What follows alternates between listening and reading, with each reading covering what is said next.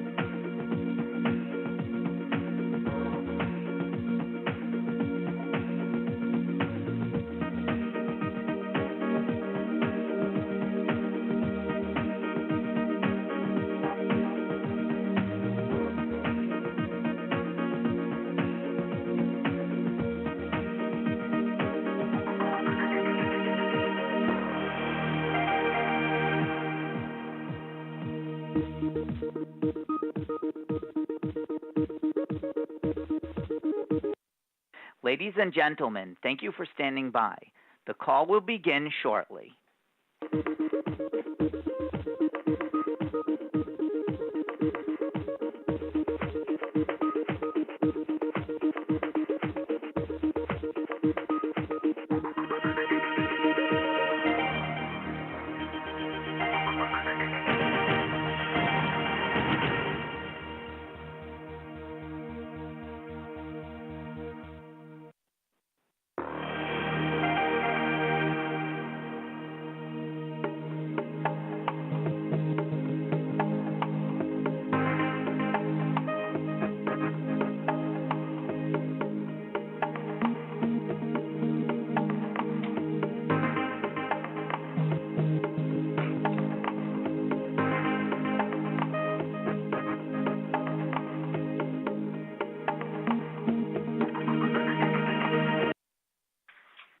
Ladies and gentlemen, thank you for standing by. Welcome to Gilat's first quarter 2025 results conference call.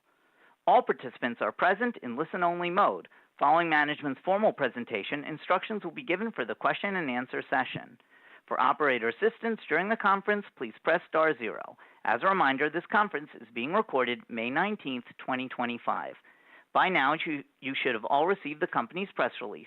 If you have not received it, please view it in the news section of the company's website, www.gilat.com. I would now like to hand over the call to Mr. Alex Villalta of Alliance Advisors IR. Mr. Vialta, would you like to begin, please? Thank you, operator, and good morning and afternoon to everyone. Thank you for joining us for Gilat Satellite Network's earnings conference call for the first quarter of 2025. With us on the call are Mr. Adi Sfadia, Gilat CEO, and Mr. Gil Benyamini, Gilat CFO. The earnings press release was issued earlier today and is available on Gilat's website underneath the Investor Relations section. Before turning the call over to management, I would like to remind everyone that some statements made during this conference call contain forward-looking statements based on current expectations. Actual results could differ materially from those projected as a result of various risks and uncertainties. The potential risks and uncertainties that could cause actual results to differ materially include uncertain global economic conditions, reductions in revenues from key customers, delays or deductions in U.S. and foreign military spending, acceptance of new products on a global basis, and disruptions or delays in supply raw materials and components due to business conditions, global conflicts, weather, or other factors not under our control. The company cautions investors not to place undue reliance on forward-looking statements, which reflect the company's analysis as of today's date. The company undertakes no obligation to publicly update forward-looking statements to reflect subsequent events or circumstances. Further information on these factors and other factors that could affect Gilat's financial results is included in the company's filings with the SEC, including the latest quarterly report on Form 10-Q.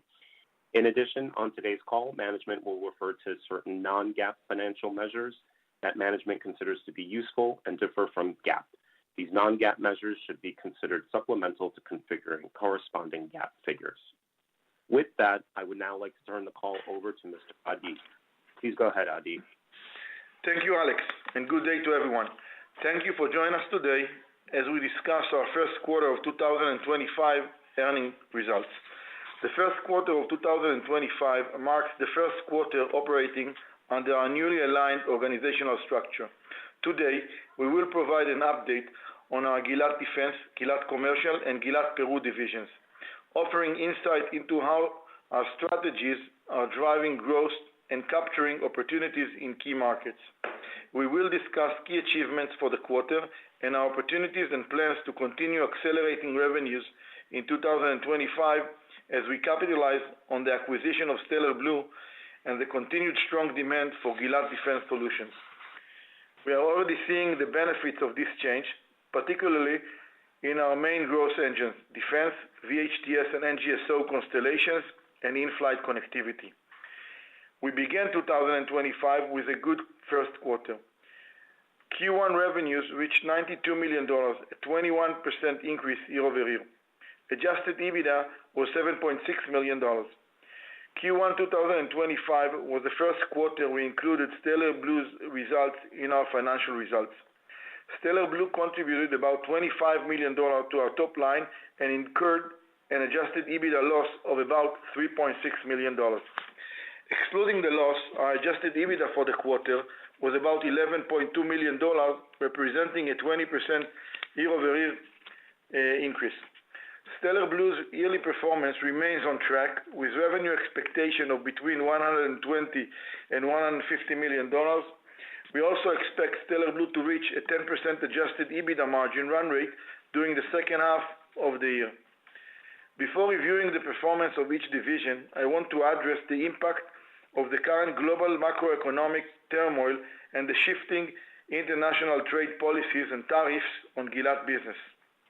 The global economic uncertainty and the shifting international trade policies are creating new challenges.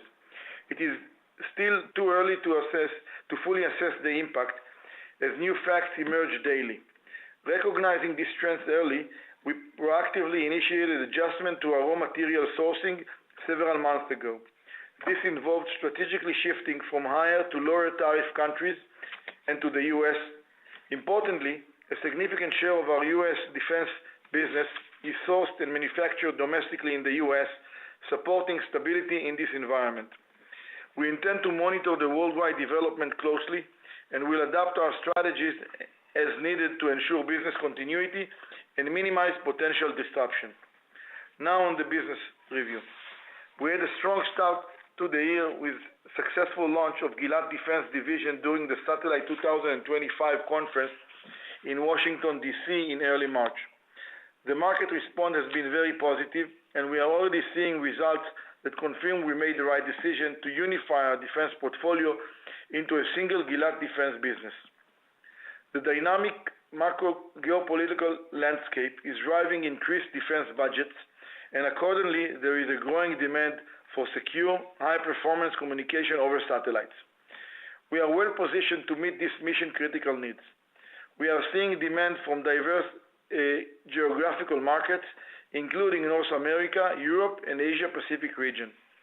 In Europe specifically, recent events has accelerated efforts to develop sovereign communications networks with growing investments from both the European Union and individual countries.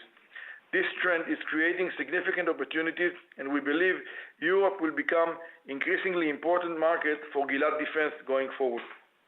In Q1, awards spanned a diverse global customer base, reflecting demand for a broad range of products and services.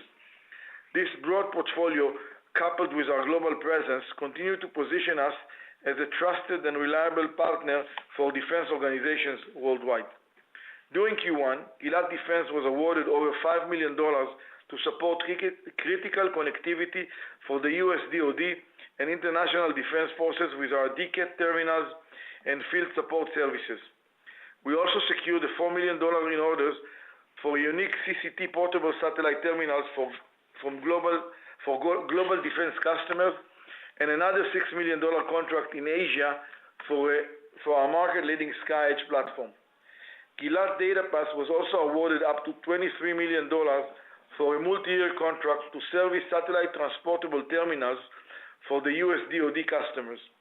Gilat DataPass will deliver critical program management, field services, and technical support, ensuring operation readiness and continued reliability of these vital communication assets. Gilat DataPass was also awarded a contract of more than $11 million for DCAT 3420 terminals to a leading UAV company. In addition, we received a multi-million-dollar order from a global defense organization for the supply of advanced antenna technology to be integrated into the organization's state-of-the-art defense communication systems. These wins validate the strengths of our integrated technologies across Gilat Defense product lines and highlight the increasing trust customers have in our ability to deliver mission-critical communication in challenging environments. As I mentioned during the fourth quarter call, we are increasing our investment in allocating more resources to R&D as well as to sales and marketing at Gilat Defense in 2025. This quarter, we launched several new products, including our new GLT modem, the Aquarius Pro DS modem, and the Gilat DataPass 2.6-meter terminal. We are highly optimistic that these products will be adopted to serve on GEO, MEO, and LEO constellations for critical government applications. We plan to continue investing significantly in Gilat Defense as we execute our strategy to lead in this important sector. Turning to our commercial business, we are seeing continued momentum in both system deliveries and customer expansions as airlines prioritize next-generation connectivity experience for passengers, including free Wi-Fi plans and connectivity on regional jets. We received the $15 million in orders from various satellite operators, including for our SkyEdge 4 platform to support IFC services and for high-performance SSPAs designed to support LEO constellations. The growing adoption of LEO and MEO constellations connectivity is creating favorable conditions for growth. These developments underscore the increasing demand for our solutions in this rapidly evolving market. Also, in the IFC sector, with respect to Stellar Blu, Intelsat has already installed Sidewinder ESA, the market's most advanced and only operational multi-orbit LEO and GEO electronically steered array terminal on more than 150 aircraft, delivering to date more than 70,000 flight hours of seamless connectivity across North America. The feedback we are receiving from customers and partners has been outstanding. A key milestone this quarter was successfully testing and certification of Sidewinder ESA by Panasonic, one of the major IFC service providers, further validating its leadership in the market. We are optimistic that this will lead to additional business for us. At the same time, our next generation LEO business aviation ESA, the ESR 2030 terminal, was tested successfully during flights, and we expect these efforts to allow us to have a production-ready antenna by the end of 2025. Gilat is expanding its strategic collaboration with partners to drive the advancement of next-generation aviation ESA terminals. This development project focused on further developing our Sidewinder ESA and also extend its reach to adjacent aviation markets, including ISR, military, defense, and VVIP. A key aspect of this development is making the Sidewinder platform compliant for OEM offerability with Boeing as part of Boeing's technical service agreement. The platform is progressing through OEM qualification, with the availability expected in early 2026. This represents a significant step forward in strengthening our position in the evolving aviation connectivity landscape. Importantly, as IFC deployments ramp up, we are also seeing increased demand for our SkyEdge IV and SkyEdge II-C baseband platforms, further strengthening our position in this market. Building on this momentum, we are also responding to rising demand from satellite operators who are looking for cloud-based, software-driven ground segment architectures. As a result, we have stepped up development of virtualization capabilities for SkyEdge IV, positioning Gilat at the forefront of next-generation cloud-native solutions for satellite communications designed to run on standard cloud hardware and expected to serve the needs of very large software-defined satellites. In other commercial verticals, the demand for digital inclusion is also accelerating as more governments and organizations prioritize access to essential services like education, employment, and healthcare. Satellite communications are playing an increasingly critical role in bridging the digital divide and expanding connectivity to remote and underserved areas. We are leveraging the proven capabilities of Gilat Peru to compete on projects worldwide, with multiple digital inclusion projects currently in the pipeline, reflecting the strong momentum we are seeing in this important area. In Peru, we are progressing on several important fronts.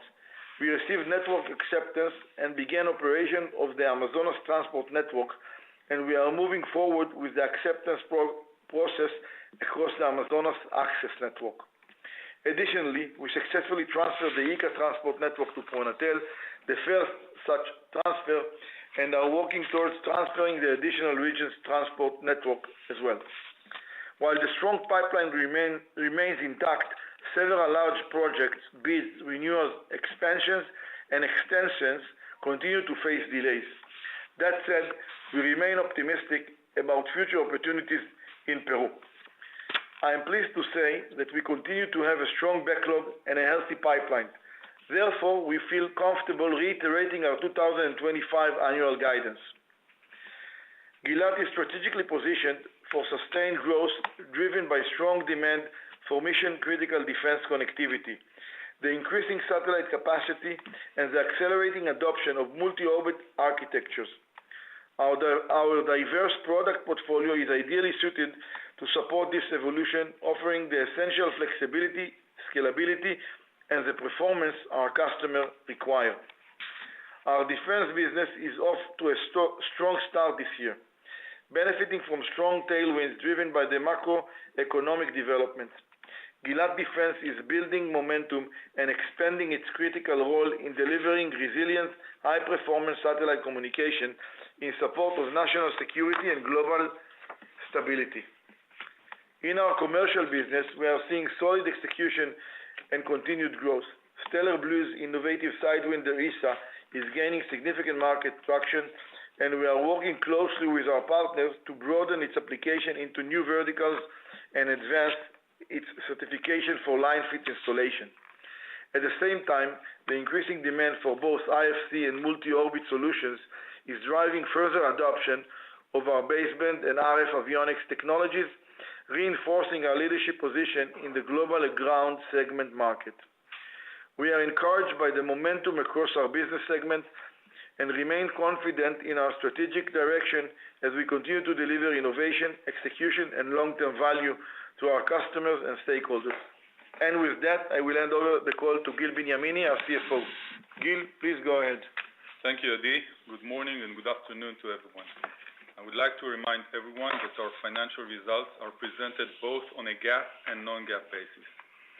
I will now talk through our financial highlights for the first quarter of 2025.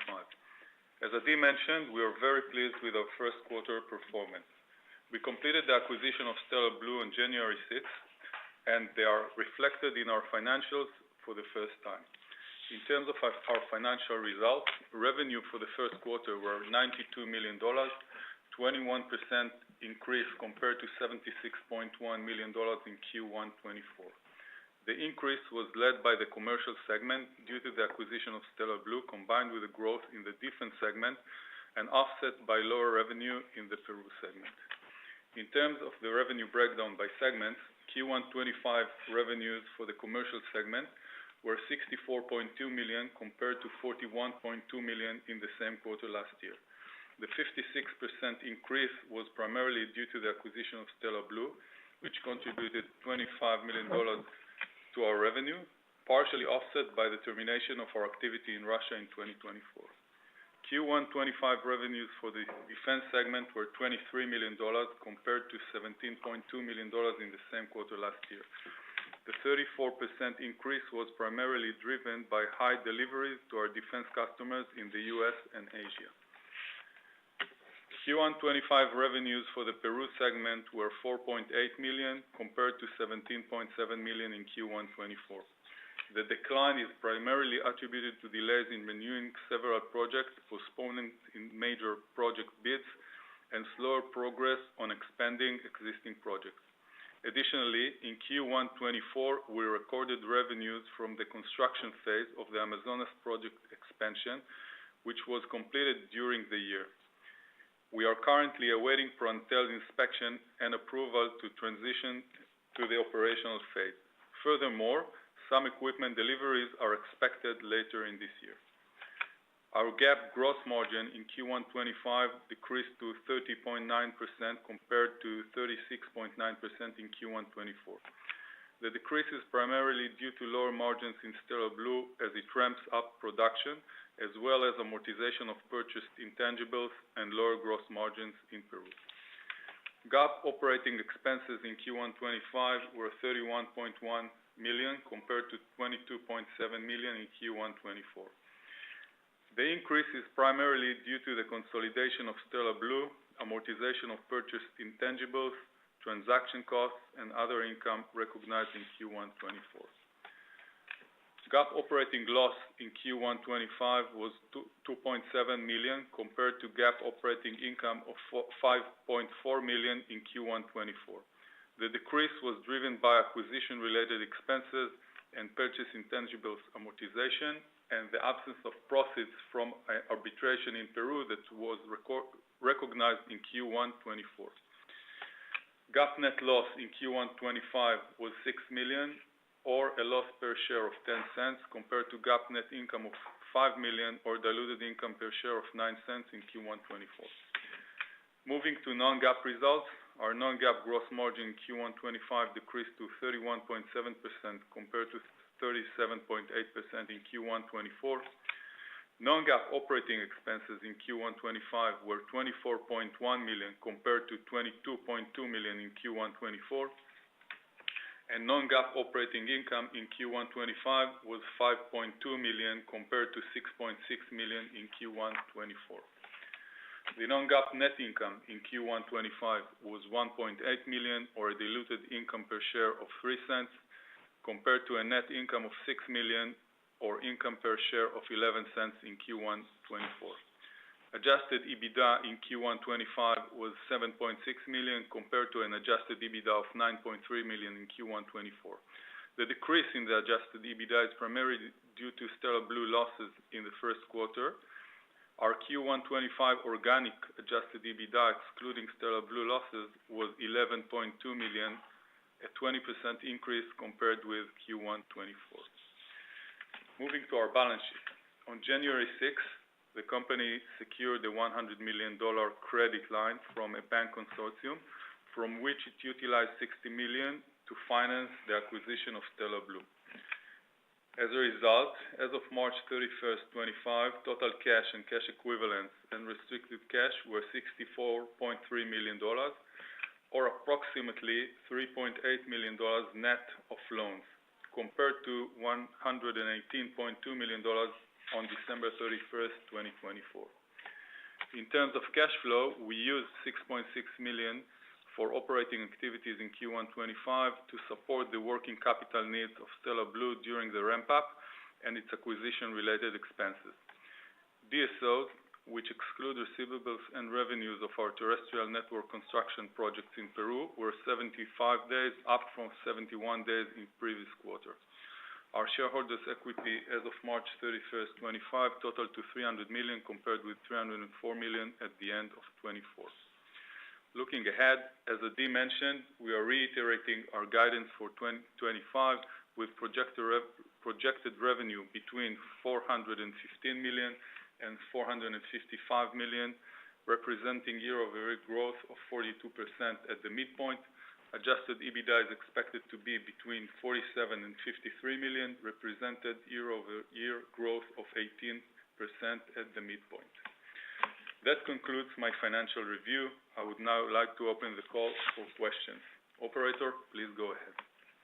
Thank you. Ladies and gentlemen, at this time, we will begin the question and answer session. If you have a question, please press star 1. If you wish to cancel your request, please press star 2. If you're using speaker equipment, kindly lift the handset before pressing the numbers. Please stand by while we poll for your questions. The first question is from Louie DePalma of William Blair. Please go ahead. Adi and Gil, good afternoon. Hi, Louie. How are you? I'm doing great. My first question is, your defense business expected to be a beneficiary of the expected increases in European defense spending? Generally speaking, yes.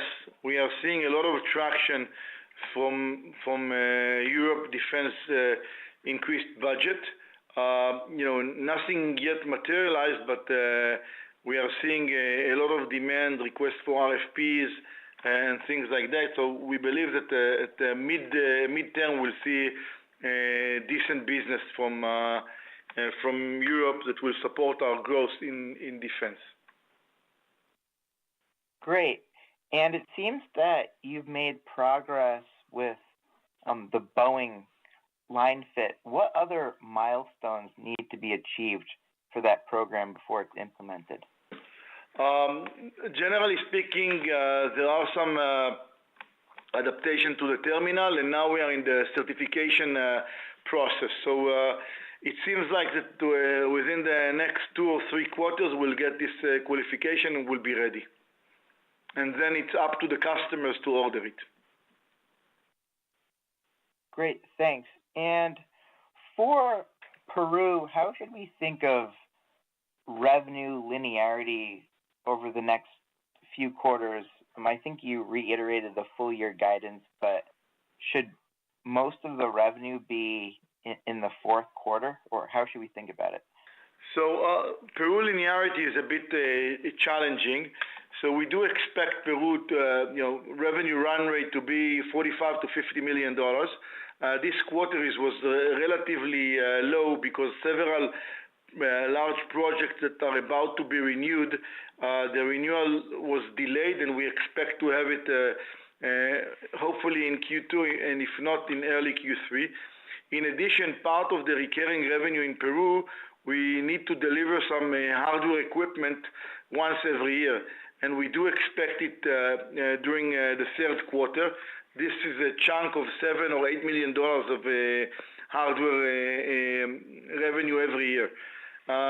In addition, there are several large projects especially large expansions of existing projects where we are not compete against others. It's just negotiation with the government, and we expect to conclude the negotiation in the next few months, and revenue will return to the same level that we saw in recent years. Great. That's it for me. Thanks. Thank you, Louis. See you soon. The next question is from Ryan Koontz of Needham & Company. Please go ahead. Hi, can you hear me okay, gentlemen? Yes, we do. Great. Sounds like your organic growth in defense is going quite well, and you're stepping up OpEx a little bit there to make some investments in both R&D and sales. My question then really is more about the commercial side, how that's evolving, the Stellar Blu unit and its integration with the balance of your commercial business. From a sales perspective, do you feel like you have sufficient go-to-market resources in place today to achieve your goals you've set for Stellar Blu, or is that something you're still adding on? And second question related to that is, is the nature of these relationships, these sales relationships, is it generally more technical, more engineering to engineering related, or is there actually a lot of competitive bidding going on kind of on a periodic basis? Thanks. Okay, so in terms of progress at Stellar Blu, I think we made a very good progress during the quarter. One of the main risks in the acquisition was it's a new product in introduction from a startup company, and the market acceptance and the feedback we are getting is really amazing.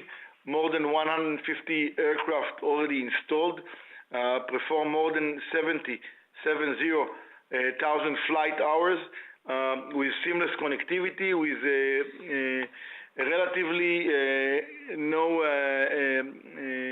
issues whatsoever. We do have some supply chain issues with one of the LRUs, one of the component manufacturer. We identified ahead of time, and we are working internally on replacing this unit. The new unit is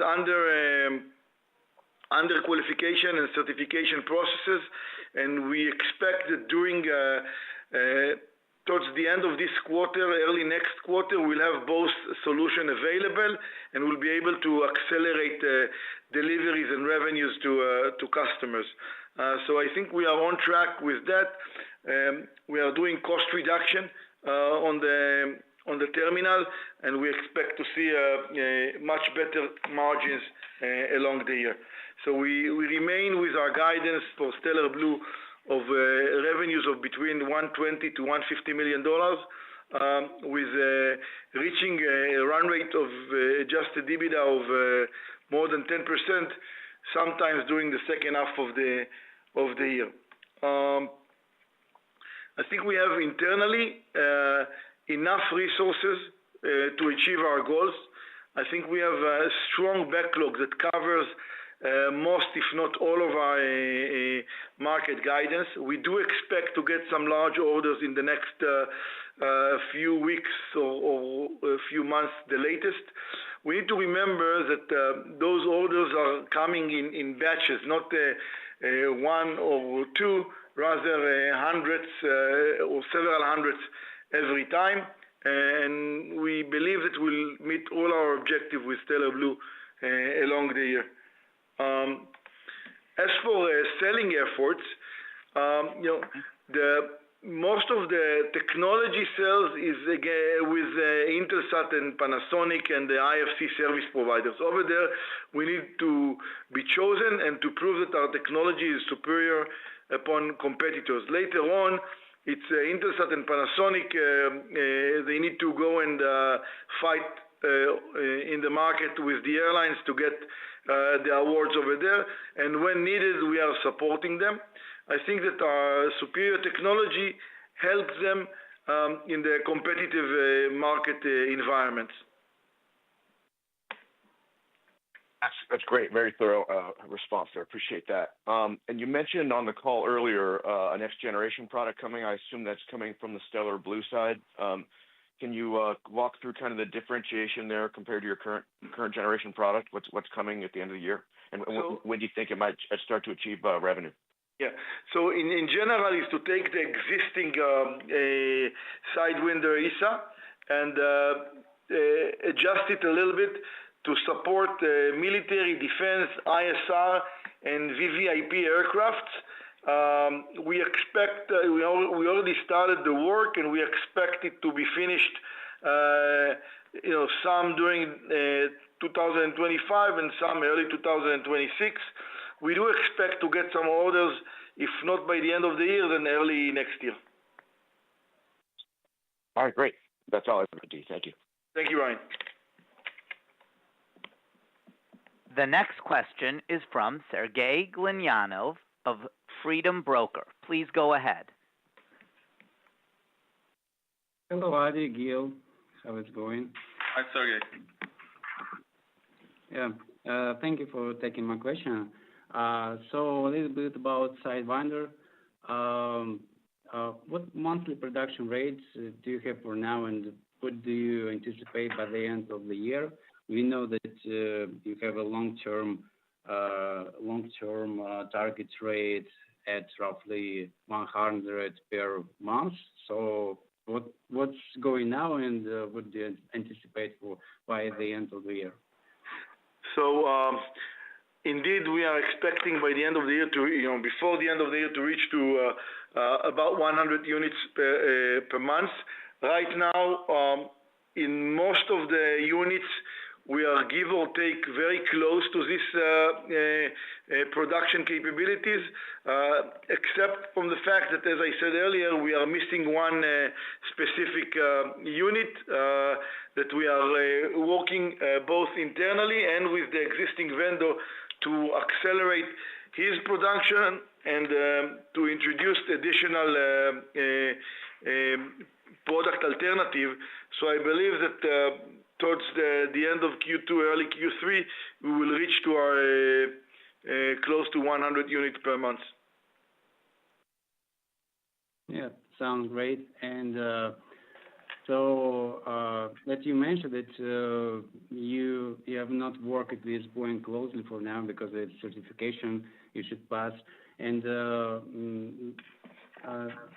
in terms of primary and secondary aviation market, what revenue structure do you anticipate for this year and for long term? I'm not sure I understand the question. Can you again repeat it and clarify? Yeah, sure. So now you're working primarily with the aviation airlines, I think, and you have not worked closely with Boeing because you should pass your certification for Stellar Blu ESA. But what delivery structure in terms of primary and secondary aviation market do you expect for this year and for long term? Okay, so you're talking about the breakdown between line fit and retrofit. So currently in 2025, 100% of our revenues will come from retrofit, meaning putting the antenna on existing fleets. We do expect that towards mid or the second half of 2026, the split will be closer to 50-50. And on the long term, I think that it will be slightly more line fit than retrofit, although the retrofit will continue to be a significant market for us. Yeah, got it. And Adi, you mentioned like to expand Sidewinder application in ISR and VVIP. Does it not harm your original product like ESR 2030, or maybe you can put some colors about that? Sure. First of all, for the same market segment, in some cases, we have more than one product. The ESR 2030 is a LEO-only antenna that can work on KU, meaning on OneWeb constellation. The Sidewinder is a multi-orbit LEO GEO antenna, and it fits to a larger aircraft, and it's another product for the same market segment. So I think that both products will go together. It's not really replacing each other. Okay, thank you. Got it. That's all for me. Thank you very much. Thank you, Sergey. The next question is from Chris Quilty of Quilty Space. Please go ahead. Thanks, Adi. I just wanted to follow up on the Sidewinder. I think you mentioned you're working towards defense. Yes. Chris, we lost you. Chris? I'm checking this out. The next question is from Omri Efroni of Oppenheimer. Please go ahead. Hi, guys. Thanks for taking my questions.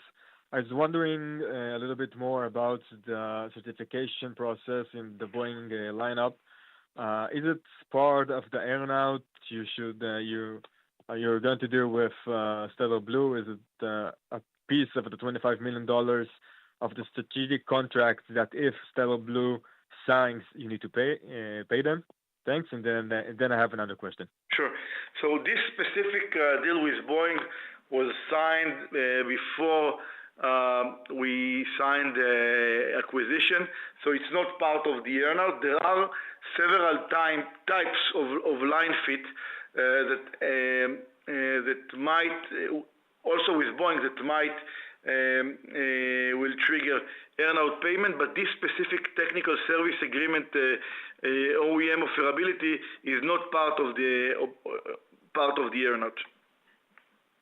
So just to clarify it, in the next 2 or 3 quarters, you're forecasting to have a certificate that the new Stellar Blu antenna will be line fitted into the Boeing production. Is it right? Correct. It's Intelsat or Panasonic or any other customer will be able to install the Sidewinder antenna in Boeing premises. Okay, so that's where that will trigger the $25 million of earnout, or it's not part of it? This is, as I said earlier, this is not part of the earnout. This is a specific agreement was signed before we signed the agreement. Okay, and for example, it will be part of Boeing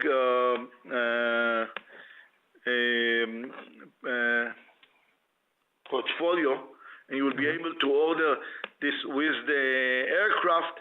Then it can trigger earnout payment. Okay, got it. Thanks for that clarification. And about the EBITDA, 10% EBITDA run rate in the second half of 25. One of the steps in the earlier earnouts was to get into the profitability of the Stellar Blu products. Does the lower EBITDA now from the products have any effects on the earnout you need to give to Stellar Blu, or the stage 1 and stage 2 earnout is still in place? So it's a good question with a very long answer. So in general, when we build the earnout, we build it in a way, especially the first earnout, is to reduce significantly the production risk. With that, we are more than satisfied with the current status of the production rate.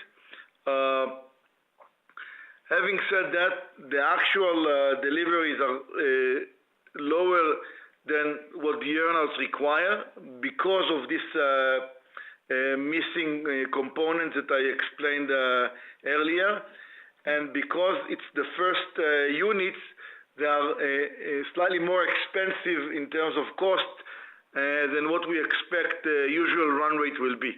We are already starting to see the cost reduction, and we do expect that during the third quarter, we will reach to the expected costs and margins with Stellar Blu.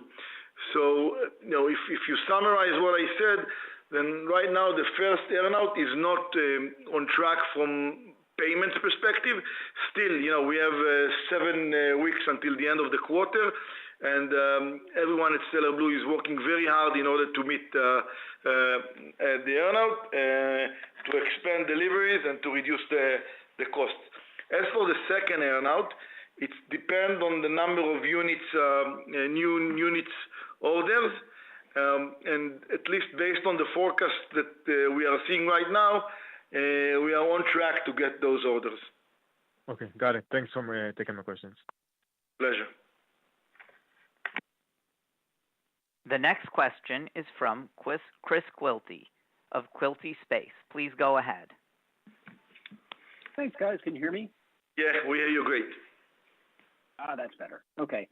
Following up on orders, you had mentioned that you expect some additional Sidewinder orders. Presumably that is based upon, orders already won by the customer, or, do your airline customers place orders for antennas, I assume not, in advance of them actually winning a large batch of planes? So right now we are not working directly with the airlines, although we support our customers with those sales.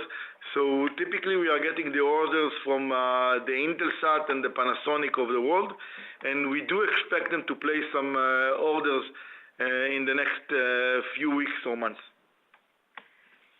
Correct, but presumably that's based upon orders that Intelsat has already won with airlines. Correct. They are not. They are ordering for inventory, but against business that they already won. Perfect. Also, you mentioned a UAV terminal during, I think, the script. That's the first one I can recall. I mentioned that we sold a DCAT, transportable terminal, to a leading UAV company. It's part of their portfolio to manage the UAVs. Got it. If I can switch real quick just to the balance sheet, since this is the first we've kind of seen Stellar Blu folded in there. So Gil, some questions for you. Sure. There was a large step up in advance from customers and other long-term liabilities, and obviously a big step up in amortization. Can you give us some visibility on those items? Yeah, sure. So, of course, we applied the acquisition accounting. It means that we consolidate all of the assets and liabilities of Stellar Blu into the balance sheet. So there are some advances that you can see and other items. On top of that, we applied in the purchase accounting a PPA, purchase price allocation, under which we've allocated the excess amount that we paid on top of the tangible assets to goodwill and to other intangible assets, as well as creating a provision for the earnout according to modeling the earnout and in present values. So this is mainly what you can see in the balance sheet. On top of that, I mentioned the $60 million loan that we took in order to execute the acquisition, and you can see that as well on the balance sheet. All of these items, except for the goodwill, are reflected in the P&L. The intangible assets are depreciated. Most of the assets, the underlying assets, are the backlog, the technology, and the customer agreements. So we depreciate it over their effective life. So the backlog would usually be 4 to 6 quarters, and the other assets would be much longer, like 10 years. And of course, we have financing expenses for the loan in the P&L. Understand. And so, I mean, what should we model, ballpark for amortization this year, or maybe just D&A? I mean, is Q1 a good run rate, or does it not fully capture all the amortization? It is not fully capturing the whole picture, because mainly because of the backlog asset, which is not so linear. I would say that about $3.5 million of amortization are expected quarterly. Without the backlog? During the first year. Including the backlog? Including the backlog, of course. Okay. Great. And the large gateway orders, that's still something that we expect to happen sometime here in 25? Yes. Are you talking about the SkyEdge IV gateway, or you're talking about LEO constellations? LEO constellation. LEO constellation, the SkyEdge IV for MEO and GEO, we do expect to have large orders.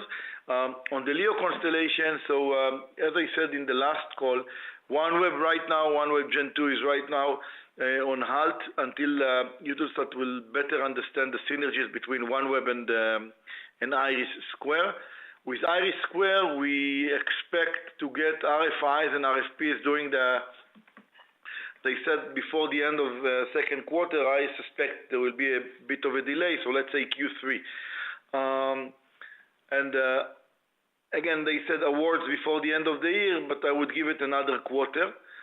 So there is a risk that the decision taking will be delayed to early next year. But at least from discussing with the different part of the consortium, they are on track with their plans. We received some kind of questionnaire about in what areas do we want to compete and things like that. So in general, we see that the plans are on track. In addition, we do expect to get a large order to SSPA for existing LEO constellation, which we cannot name the name of the customer. Great. Final question, Gil, just to clarify, for the full year guidance, Q1 using the 7.6 million reported, or the 11.2 that would reflect the extra charges to Stellar Blu? No, the 7.6. It's the 7.6, yes. Okay. The 3.6 of Stellar Blu is just to clarify that organically we made significant progress in terms of profitability this quarter, but the guidance we gave to the market includes Stellar Blu as well. And I think this is the place to remind that Gilat, it's really hard to measure Gilat quarter over quarter because of the way we do business with large and small deals, with different margin profile between regions, between segments. So I think that the best way to look at the Gilat results is the current quarter or the current 4 trailing quarter with our guidance for the year, and we are on track to achieve our guidance for the year, both on the top line and on the bottom line, based on very large backlogs that we have. I think that we have close to 80% of our backlog covering the revenues for the year, and additional pipeline of opportunities that we have in front of us. Great. And if the best way, we did get the segment reporting broken out by defense and commercial. I didn't notice, did you file the historical pro formas for that? And second question, would you consider reporting EBITDA margins by segment in the future? So in the future, we'll consider. You will see it, and 6-month report with the prospectus that we are maintaining. And filing pro forma is required only to maintain those kind of reports. So we'll need to take a decision if we are extending it or not. And based on that, if we will decide to extend it, then we are required to provide pro forma as well. We are working right now on the pro forma results to be ready to be filed once we take a decision. Great. Thank you, and good luck for the balance of the year here. Thank you, Chris. Thank you. The next question is from Gunther Karger of Discovery Group. Please go ahead. Yes, thank you. Can you hear me all right? Yes, Gunther. Oh, great. Thank you. Yes, I missed part of your comments on the effect of the tariffs. Could you kindly repeat some of that, please? Yes. So in general, it's too early to assess the effect because it's emerging daily. We did an analysis and we understood that based on the existing rates, the effect is not significant. In addition, before all the turmoil started, we identified it's going to start, and we started to shift some of the raw material sourcing from high to low tariff countries and shift a lot of production into the U.S., especially for the products that we manufacture to the U.S. DoD. So in general, I think that overall, at least as it seems like, now that the effect is not high, we are still monitoring closely the situation and react based on actual news.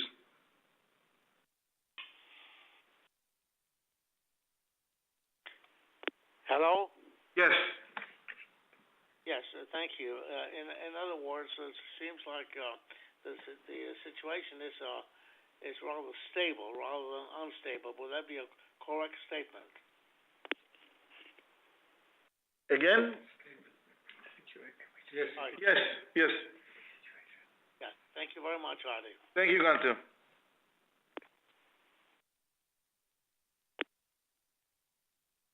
There are no further questions at this time. Mr. Benyamini, would you like to make your concluding statement? Yes, I want to thank you all for joining us on this call and for your time and attention. We hope to see you soon or to speak to you on our next call. Thank you very much and have a great day. Thank you. This concludes Gilat's first quarter 2025 results conference call.